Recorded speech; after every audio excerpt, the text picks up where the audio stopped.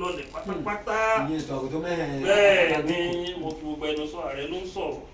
Nǹkan tí ìbá lè ṣe mi ò sọ àkékeré mi ni. Tí n bá sọ pé àwọn mọ̀ pé mo stubborn bá ti wà ní school. Tí n bá ní màá sọ̀kò fún ẹ o. Ẹni ẹ lè lù mí o. Mo kéré sí o. Tí n bá ní màá sọ̀kò fún ẹ. Tó bá ní mi èlò sọ màá sọ̀kò ẹ mọ̀ pé màá jẹ gbà ẹ. Ṣùgbọ́n màá ṣe tinú mi. So àti kékeré mi ni. Wọ́n ti bá wọ́n pé mo fẹ́ ṣe nǹkan mo fẹ́ ṣe nìyẹn. Tí n bá mọ̀ pé mi ò ní ṣe nǹkan mi ò ní threatening. Kò sí threatening náà rọ̀ mi. So ọ̀rọ̀ yẹn ibi tó rọrùn ní àwọn ọkọ̀ tó ń bá àwọn èèyàn wa lẹ́rù. Ariwo dẹ̀ pọ̀. Ẹ máa fẹ́ travel sí tìjàyà níjọ́ kan. À ń lọ sí ìlú mi.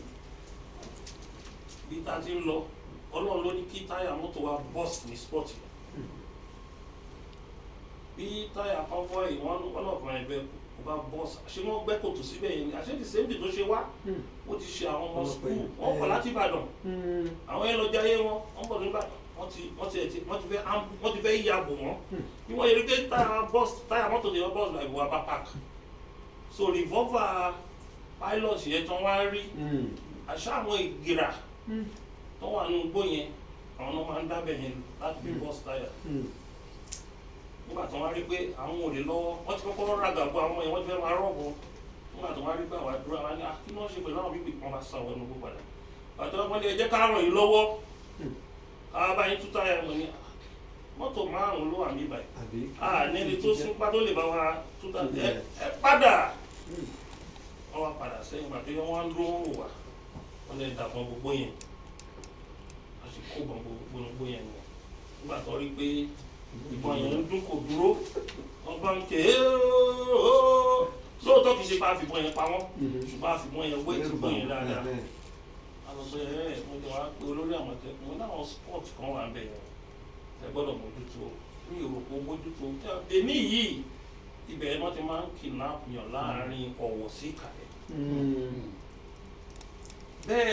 bẹ́ẹ̀ àwọn sport yìí àwọn agbófinró mọ̀ ṣùgbọ́n kọjá àwa tẹ́ pé àwa fẹ́ ràn wọ́n lọ́wọ́ a fẹ́ ràn wọ́n lọ́wọ́ ni ẹ wo àwọn ààrẹ méjì tó lọ tí ó jẹ́ ààrẹ ìgbàlódé ààrẹ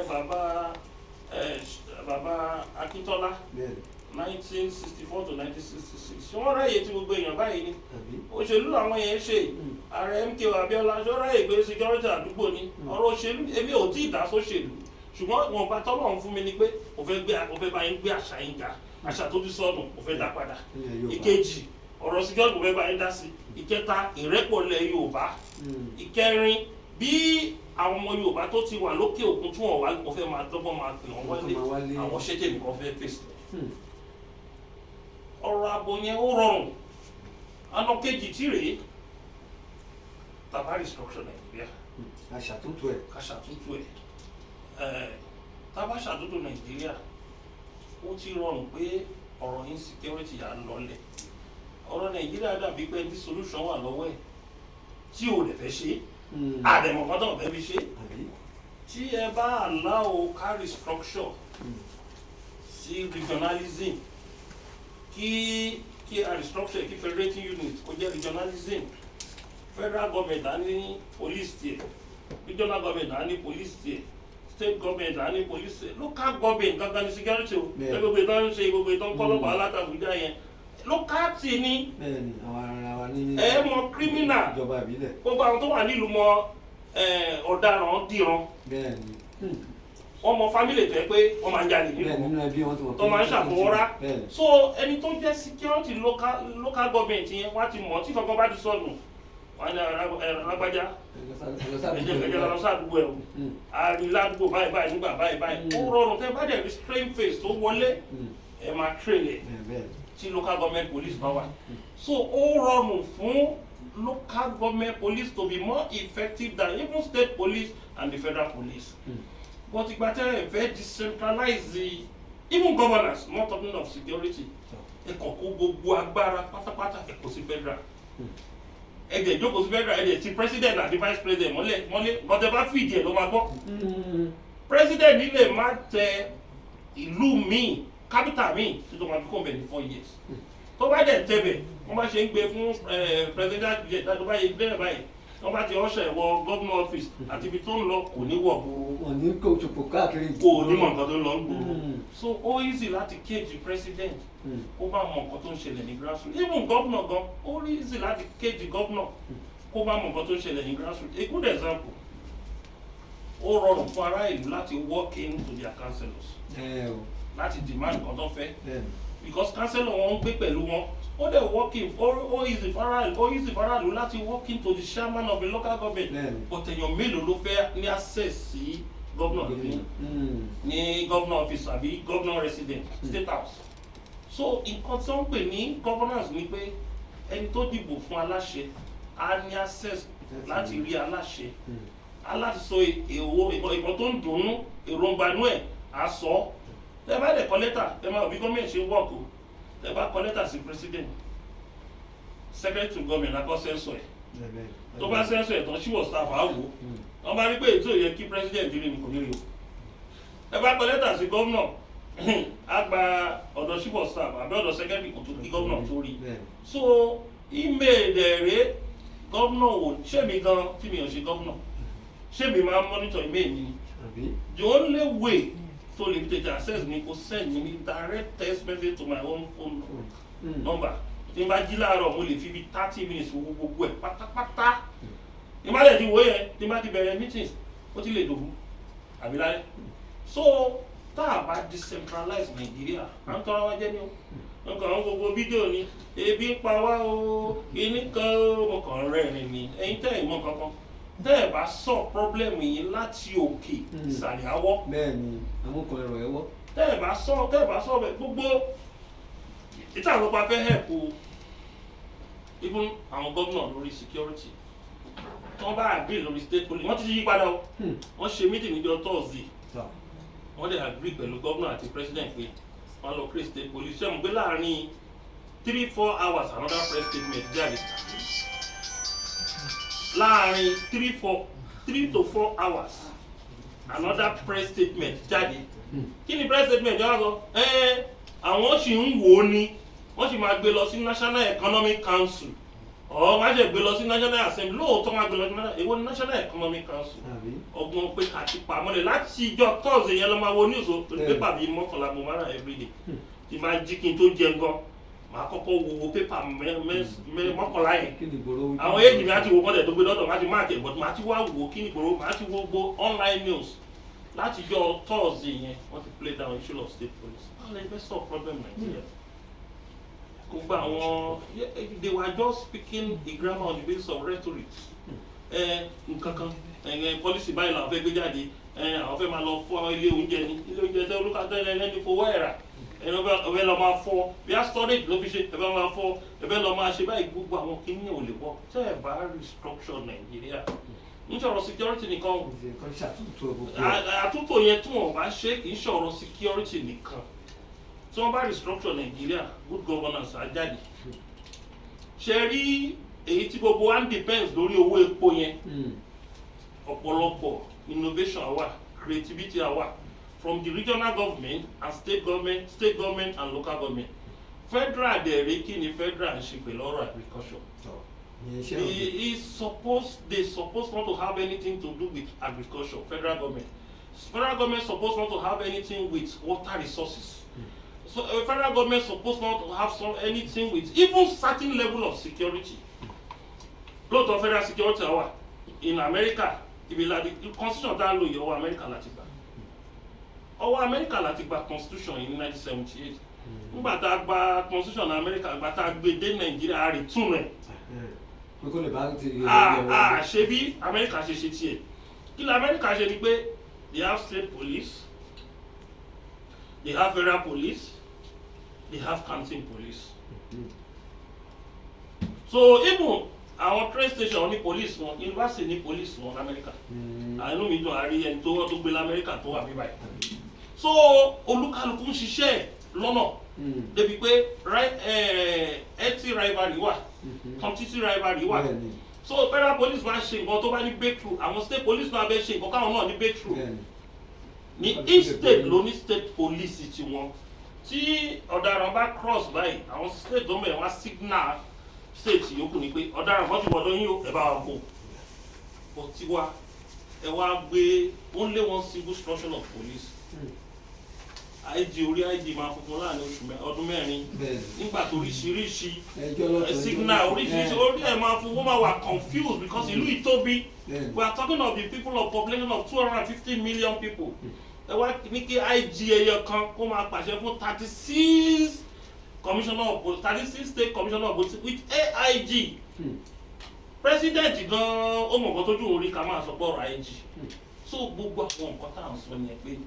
tó bá decentralize Nigeria not only on the basis of police nígbà tá à ń sọ̀rọ̀ ń bẹ̀rẹ̀ lẹ́ẹ̀kan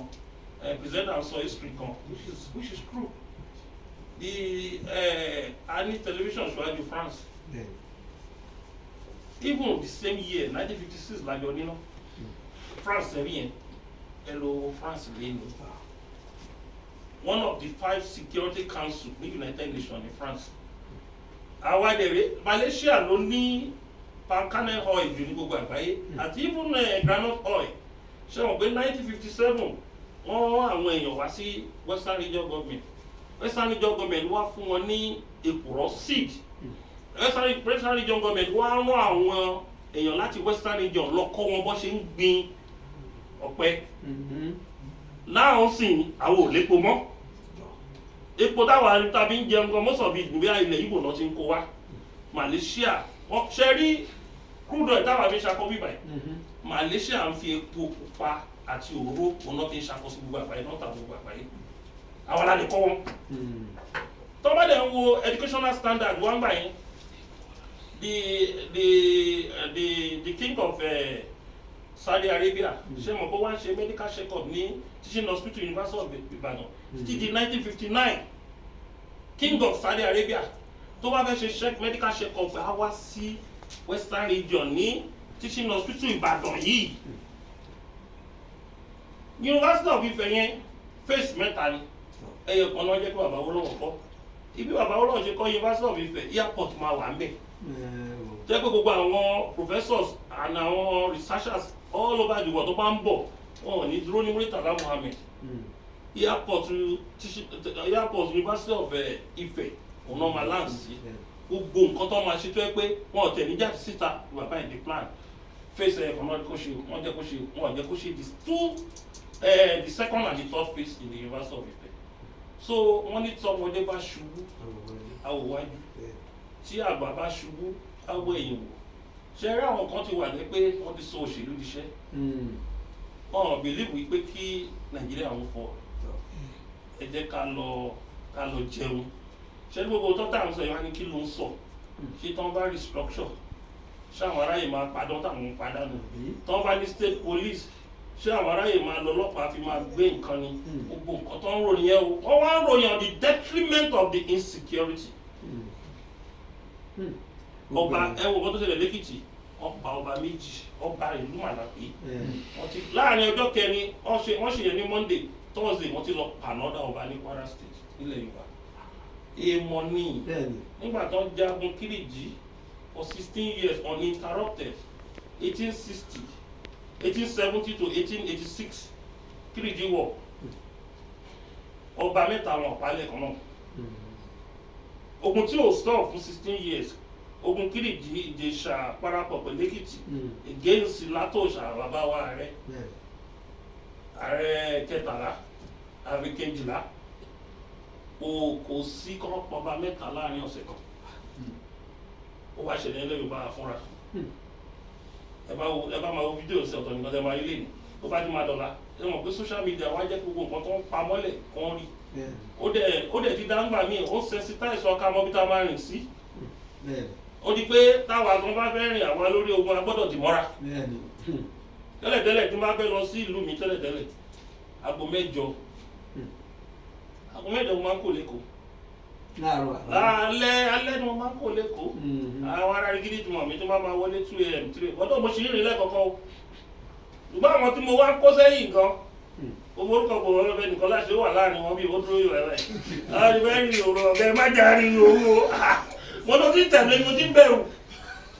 bẹ̀rù ó ti tẹ̀lé mi so ibi tí ayé dé sí nìyẹn so tí a bá ṣe bó ṣe yẹ ká ṣe ariwo ṣe rí ìmọ̀ bẹ́ẹ̀ bá tẹ̀ ní ṣàtúntò ẹ jẹ́ ká jọ ṣiṣẹ́ pẹ̀lú àwọn gómìnà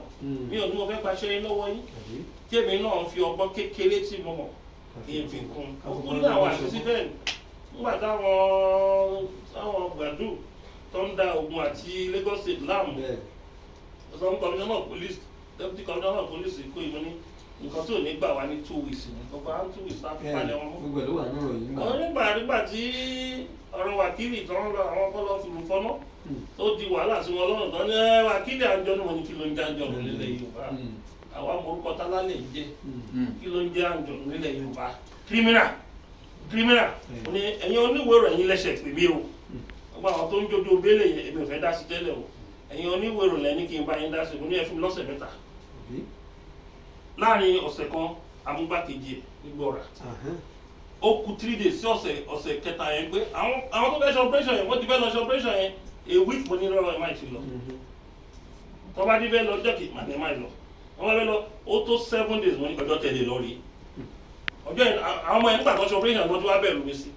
àṣẹ gbogbo ìgbà tí mo ní kọ́ máa lọ yẹn wákìlì ti cross sí Benin Republic ó ti lọ farapamọ́ ó ti lọ ṣe operation ojú ẹ̀ so tó yẹ kó wọ́n lọ nígbà tí mo ní kó má lọ wọn níbà mọ́ ibi tó wà ibi tó dẹ̀ wà sí Ìgàngán is 3 hours to Ìgàngán just about 20 minutes to Benin Republic inú gbọ́ kékeré